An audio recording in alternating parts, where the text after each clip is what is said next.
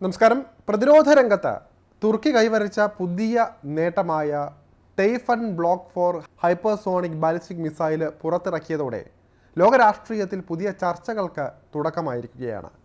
1952 മുതൽ നാറ്റോയുടെ പ്രധാന സഖ്യകക്ഷിയായ തുർക്കി ഇത്തരമൊരു അത്യാധുനിക മിസൈൽ വികസിപ്പിക്കുമ്പോൾ നിലവിൽ ലോകത്ത് നടക്കുന്ന സംഘർഷങ്ങളുടെ പശ്ചാത്തലത്തിൽ എന്ത് പ്രത്യാഘാതങ്ങൾ ഉണ്ടാക്കുമെന്ന ചോദ്യം പ്രസക്തമാണ്.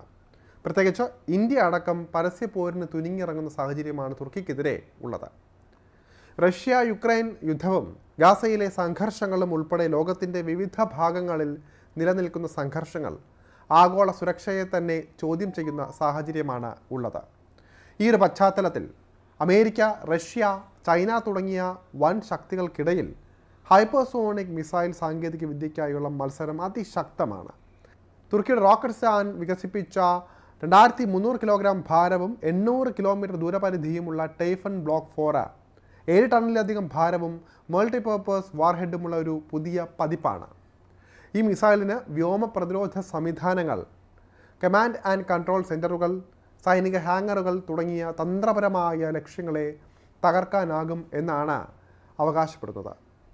യൂറോപ്പിനും ഏഷ്യയ്ക്കും ഇടയിൽ തന്ത്രപ്രധാനമായ ഒരു ഭൂമിശാസ്ത്രപരമായ സ്ഥാനത്ത് സ്ഥിതി ചെയ്യുന്ന തുർക്കി ലോകത്തിലെ അതിവേഗം വളരുന്നതും ഭൗമരാഷ്ട്രീയമായ പ്രാധാന്യമുള്ളതുമായ ഒരു രാജ്യം തന്നെയാണ്.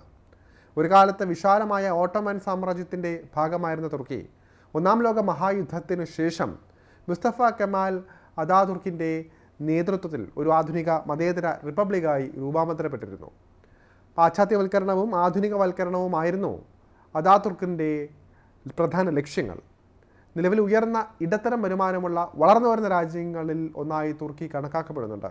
അതിൻ്റെ സമ്പദ് വ്യവസ്ഥ നാമമാത്രമായ അടിസ്ഥാനത്തിൽ ലോകത്തിലെ 16ാമത്തെ വലിയ സമ്പദ് വ്യവസ്ഥയും പർച്ചേസിംഗ് പവർ പാരിറ്റി അഥവാ PPP ക്രമീകരിച്ച GDPയുടെ അടിസ്ഥാനത്തിൽ 12ാമത്തെ വലിയ സമ്പദ് വ്യവസ്ഥയുമാണ്.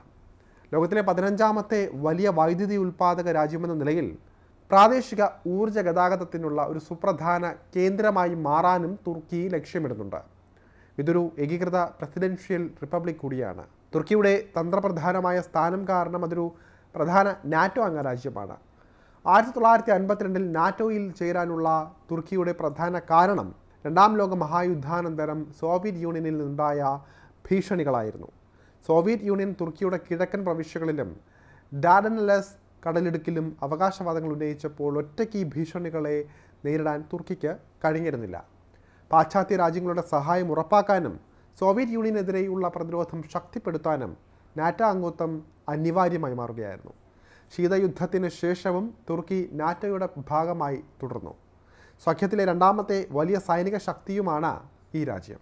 നാറ്റോ സഖ്യത്തിലെ ഒരു പ്രധാന അംഗമെന്ന നിലയിൽ തുർക്കിയുടെ ഈ ഒരു പ്രവൃത്തി ലോകം ഉറ്റുനോക്കുന്നുണ്ട്.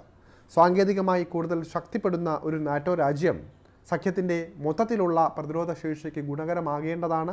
എന്നാൽ സമീപകാലത്ത് തുർക്കി റഷ്യയുമായി S-400 മിസൈൽ സംവിധാനങ്ങൾ വാങ്ങിയതുപോലുള്ള സംഭവങ്ങൾ പാശ്ചാത്യ രാജ്യങ്ങളുമായി ചില തർക്കങ്ങൾക്ക് വഴിവെച്ചിരുന്നു. തുർക്കിയുടെ ഒരു മിസൈൽ വികസനം പല പ്രത്യാഘാതങ്ങൾക്കും വഴിവെച്ചേക്കാമെന്നാണ് രാഷ്ട്രീയ വിദഗ്ധർ പറയുന്നത്. തുർക്കിയുടെ ഈ നടപടി മറ്റ് രാജ്യങ്ങളെയും സമാനമായ ആയുധങ്ങൾ വികസിപ്പിക്കാൻ പ്രേരിപ്പിക്കുകയും ഇത് ആഗോളതലത്തിൽ ഒരുപക്ഷെ ആയുധ മത്സരം കൂടുതൽ തീവ്രമാക്കുകയും ചെയ്തേക്കാം. കിഴക്കൻ മെഡിറ്ററേനിയൻ, സിറിയ, കരിങ്കടൽ എന്നിവിടങ്ങളിൽ നിലവിൽ തന്നെ സംഘർഷ സാധ്യതയുള്ള പ്രദേശങ്ങളിൽ ഇത്തരം ആയുധങ്ങളുടെ സാന്നിധ്യം പ്രാദേശിക അസ്ഥിരത വർദ്ധിപ്പിക്കും. അയൽ രാജ്യങ്ങൾക്കിടയിൽ ഭീതിയും സൈനിക സന്നാഹങ്ങളും കൂടാൻ ഇത് ഇടയാക്കിയേക്കാം. അന്താരാഷ്ട്ര ബന്ധങ്ങളിൽ സങ്കീർണതകൾ വർദ്ധിപ്പിക്കുന്ന ഈ നീക്കം ആഗോളതലത്തിൽ സുരക്ഷയും സമാധാനവും എങ്ങനെ മുന്നോട്ട് പോകുമെന്നതിനെക്കുറിച്ചുള്ള ചോദ്യങ്ങൾ പോലും ഉയർത്തുന്നുണ്ട്. കാത്തിരുന്ന് കാണാം തുർക്കിയുടെ നീക്കങ്ങൾ എങ്ങനെയാണ് ലോകത്തെ ബാധിക്കുകയെന്ന്.